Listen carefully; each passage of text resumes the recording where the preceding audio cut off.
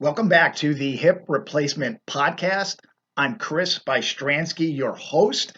I'm more than 10 years out from two hip replacement surgeries and seem to be going strong. So I'm going to share my experiences with you. And today we have a doozy because this was something that I struggled with for a long time. And today, in this episode, I'm going to talk about having the surgery at a young age. I was in my 30s when I had my first hip replacement surgery, and then 18 months later, I had my second hip replacement surgery. So, in my 30s, it's been more than 12 years past that first surgery. But let me just say this. I'm going to talk a lot about age in this episode, and I just want to clarify something. And age is relative, okay? But when I think about age, I really separate that into two different ages, two different concepts of ages.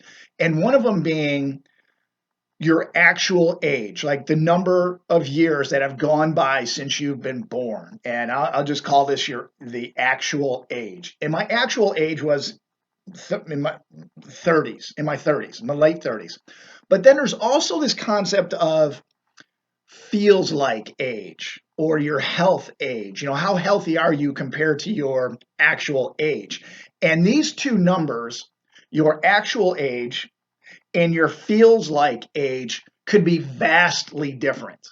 Right? I know people who are 30 years older than me who could run circles around me and go skiing, go drinking, go do whatever they want to do, and they're in their 80s now. And I've known people like that for a long time. Let me give you another example. I trained for a long time in the martial arts, and I went to Japan to train with people who have been doing martial arts for 50 years. And this was about 25 years ago. So I was in my late 20s, and I went to the dojo in Tokyo, and there were people there who were in their 60s and 70s who were more than twice my age, half my size, and threw me around like I was a rag doll. Now, at the time, I was about 210 pounds and pretty fit and very, very active. I'm not saying I was 210 pounds of pure dynamite, but I was pretty close. All right. And those people in their 60s and some even their 70s threw me around like I was nothing.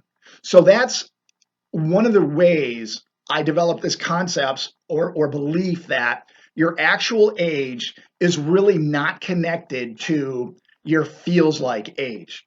Because these people tossed me around and age had nothing to do with anything. So, I learned a lot about that, and I just have example after example after example like this in my lifetime of seeing people who their feels like age was a lot younger than their actual age.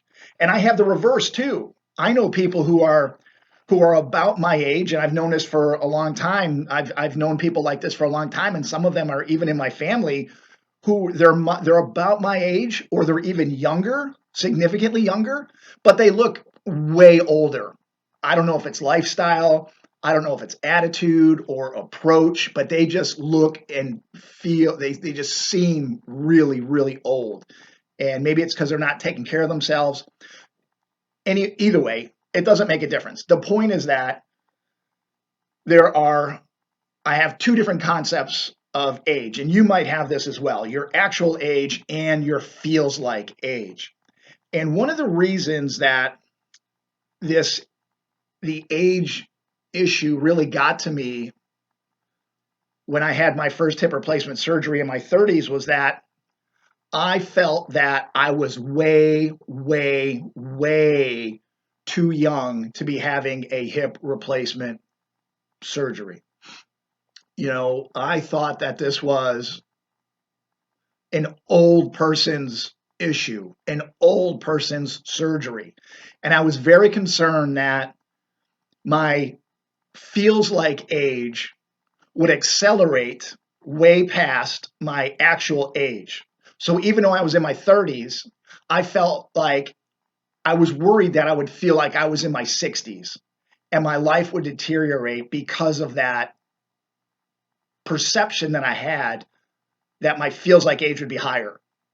Now I know some people have the surgery in their 30s, 40s, 50s, 60s, and 70s, and everyone faces their own challenges. But this was a major issue for me, and I'm sure there are folks out there who have this same issue, whether they're in their 30s, 40s, or 50s.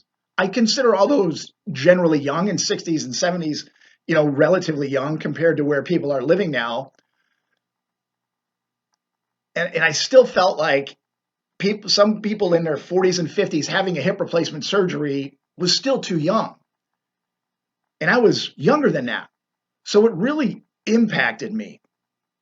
I was embarrassed to do this at such a young age.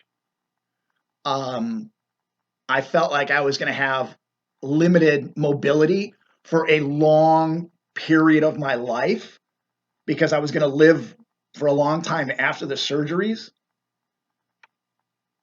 And there were just issues that I thought I had because of my age that someone who had the surgery in their 70s wouldn't have. But I realized that everybody, regardless of their age, has certain issues.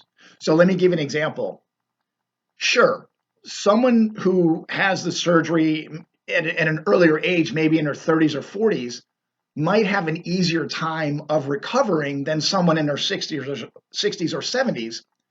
But someone who has the surgery earlier in life, there's a good likelihood that they may need another surgery later in life because they're going to outlive some of the components in the hip. And maybe if someone in their 60s or 70s wouldn't have those issues. Who knows? These were my perceptions years ago when I had the surgery. And these might be true, these may not be true. And if you've had your surgery in your 30s, 40s, or 50s, you may be experiencing some of these concerns too, like the embarrassment or the concern of having to have a revision surgery later on, and maybe even more than one. And also the concept of feeling older than your actual age, or feeling older than your feels like age because of this surgery. And I just wanted to have a normal life, but having the surgery young really made me feel like I was much older. And it took me years to overcome that. And I had the surgery and I went back to work about 6 weeks later in the office, and I just felt old.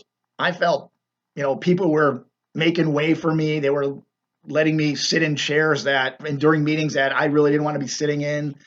And they were treating me, I don't want to say like an invalid, but they were treating me less than somebody who did not have hip replacement surgery. They were doing it, I think, out of the best intentions, but it made me feel worse to have to go through that. I really wish they would not have done anything. But it just, all these things made me feel older than I actually was. And there was a big mental component with that because I just wanted to feel normal. And it took me a long time took me years to get my actual age and my feels like age realigned.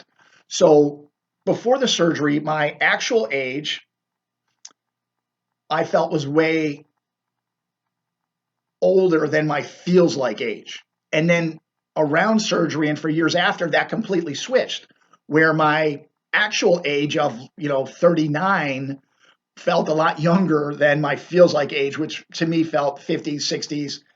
And then it took years for that to be flipped back. And 10 years later, I'm back to where my actual age feels older than my actual age. To me, in my mind, is a lot older than my feels like age. I feel a lot younger than my driver's license or birth certificate says I am, which is nice because I'm going to have to live a long time with these hips, and I really needed to overcome those mental issues, mental restrictions that I had. One of the things that helped was talking to the doctors and the surgeons. This just helped a little bit. And I had in my mind that this was a surgery for people in their 50s, 60s, 70s, etc. But they explained to me that that's not the case anymore, and that the age in which people get hip replacement surgeries has been decreasing for years. Now, maybe that's because the technology and the materials used in the hips are getting better, and more younger people are feeling that it's more beneficial to do it than to not have the surgery. So, but the numbers are getting the ages are coming down. I guess that's some consolation if we've had our surgeries in the 30s, 40s, or 50s, and maybe even 60s. But it was still a difficult time to have to go through that in my 30s, because none of my peers were having their hips replaced. As a matter of fact, I used to golf with a group of guys, and they were probably 15 years older than me, and I raised the issue that I had to have my hips replaced, and they started telling me about their parents who had their hips replaced, and I was like, great. I am in my 30s telling people in their early 50s that I've had to have my hips replaced, and they're giving me stories about their parents in their 70s who had their hips replaced. So they were basically comparing me to people in their 70s, and I mean that didn't make me feel much better. But they had good news that their parents had great recoveries, and a much more active lifestyle after. That was all nice, but still some of the damage was done in that. Um, Being younger was definitely impactful, and I had to overcome that years after surgery. And honestly, this may be one of the reasons why I decided to do the Ironman triathlons, was really to get back to health and really get my feels like age young, get it back to being younger than my actual age, and basically give the big middle finger to the hip replacements and any feelings that I had that I was not going to be able to be active anymore. So yeah, maybe that was one of the reasons for the Ironman triathlons. But I was definitely embarrassed at the time. I had feelings of how many more of these surgeries am I going to have, and if I have great recoveries now, what are what are the next surgeries going to look like? Will I be fine for another 10, 15, 20 years and then fall off a cliff when I have to have the revisions? If I have to have the revisions. One of the good things about the types of hips that I have is that there's no plastic, meaning that the cup that is up inside the liner that is up inside the hip, the liner is typically plastic, and I was able to use a technology where it's ceramic. So I have a ceramic ball on the top of each of my femurs that makes contact with a ceramic liner inside a stainless steel cup inside my hip. So theoretically, they last a lot longer than the plastic ones or the polyethylene ones. But who knows? We'll see. I don't know if there's been super long-term studies on that.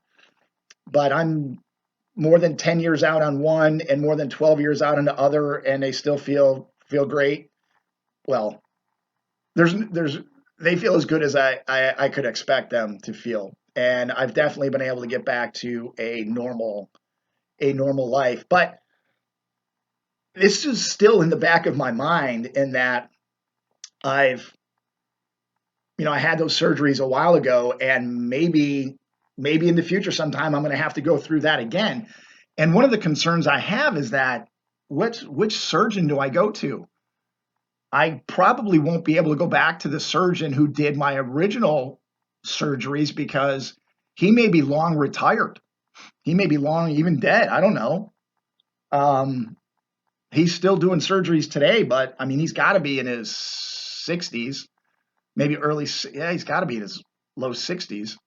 So that's just a concern of mine. Like the foundation was set for a good initial recovery with my first hips, and I don't want it to be destroyed later on by someone who may not be as good as a first surgeon. So I may have to roll the dice later on. Who knows? Maybe these things will last so long that I won't have to. But if the average age is, 80, 90, 100 years old, that's between 40 and 60 years I'll be living with hips. I find it hard to believe that they're going to last that long, but that's just something that someone like me, a younger hip patient, has to consider. But things are good so far. I've been able to live a pretty active and normal life through my 40s and now into my 50s. I really don't even think about the hips. And honestly, before this podcast and before my course and membership, I really didn't think too much about it. So there was maybe 7, 8, 9 years where I didn't even think twice about my hips. But I want to get the word out so I, and help other people because, it's important. But honestly, after my hips recovered, I hardly ever thought about it. Like there's some things I would not do to really pound my hips, but I've been able to live a pretty normal life, and fortunate that in having the surgeries at a younger age that I was able to recover. But I don't know how long it's going to last. We're going to have to live with these hips. Folks who go through these surgeries at a younger age have to live with these hips for a while. Everyone has their issues. I have some friends who had the surgeries in their 70s and 80s, and yeah, it takes them a while to recover. And I found that in talking to people that it seems that the younger you are when you have the surgery, generally speaking, this may not be true for everybody, but generally speaking, the younger you are when you go through the surgeries, the more physical therapy you do to get back to the active lifestyle you recently had.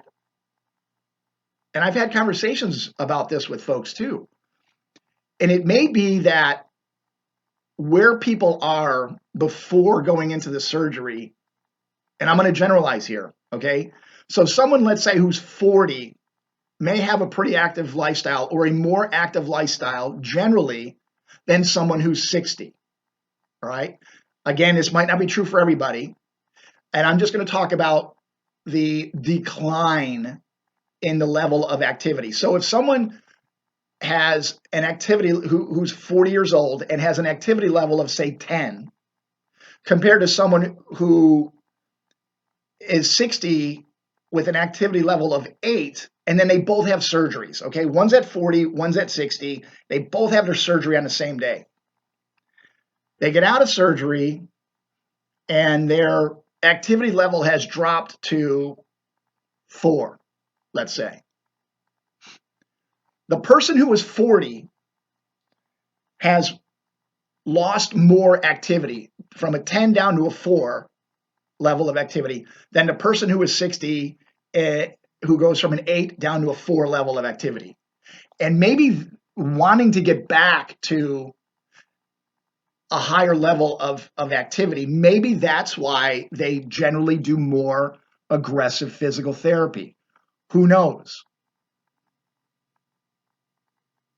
But the folks that I've talked to who are on the relatively younger side, 40s and 50s, seem to have been doing way more physical therapy than folks that I know who are in their 60s and 70s doing who've had their hips replaced and the amount of their physical therapy.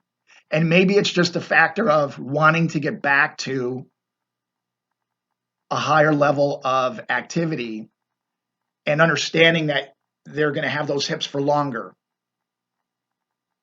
Who knows what that is? But that certainly was the case for me, where I realized I was going to have my hips for a long time, and I was very, very concerned, very scared, maybe even depressed. So I had to really put my time and energy into physical therapy to get me back to something that I was proud of and where I could really reverse the age discrepancy between my feels like age and my actual age. So, what about you? Where have you been as far as your activity level, and where compared to where you want to be before and after surgery, and what's your age? What are your different ages? What's your actual age compared to what's your feels like age? So consider those things. Everyone who goes through the surgery has different issues that we need to deal with. Whether you're young or whether you're old. If you're young, you have a quicker recovery, maybe, but then you have a longer time to live with these hips, and it may be more mentally impactful at a younger age. If you're older, it may take longer to recover, but you may get to that recovery. I don't want to say easier, but you may get to where you want to be quicker, and there may be less to consider. Who knows? But there's just definitely different considerations, and the age of hip replacement patients has been going down. So if you're on the younger side, like I was, 30s, 40s, or 50s, and you're concerned, you're depressed, you're considering how long you're gonna have to live with these hips if you're gonna have another surgery, you're definitely not alone. Just keep trying to do the physical therapy, do your exercises, and stay active. And honestly, I took the hip replacement surgeries as a way to use an excuse to go exercise, as a way to prioritize my health and get out and be active and to take care of myself. And I probably would not have done that except for the hip replacement surgeries. So I mean that's a benefit. But there definitely are different considerations for people going through the surgeries, and I hope no matter what age you are when you're going through the surgeries, that you take care of yourself and realize you're facing different obstacles, but you're not alone. There's a lot of people listening to this podcast, and there's a lot of people in a hip replacement community where they're going through similar things that you are. So your concerns are valid. Keep your head up. Keep looking for other folks to talk to about the hip replacements. There's a lot of people out there doing great things after hip replacement surgery, and I hope this helps. I hope you found this informative, and maybe that someone's listening and someone has been in your shoes. So there you go. Join me next time, because I'm going to talk about the top aches and pains that I have following the hip replacement surgery. Again, 10 and 12 years past my surgeries, I still get aches and pains. And I got aches and pains all along the road, but I've learned a lot of different ways to deal with or to address the aches and pains, and how to help them not arise as often, and how to make them go away when they do surface. So look out for that episode next week. And until next time, thanks so much for joining us on the Hip Replacement Podcast. And until next time, I wish you the best recovery possible. Take care.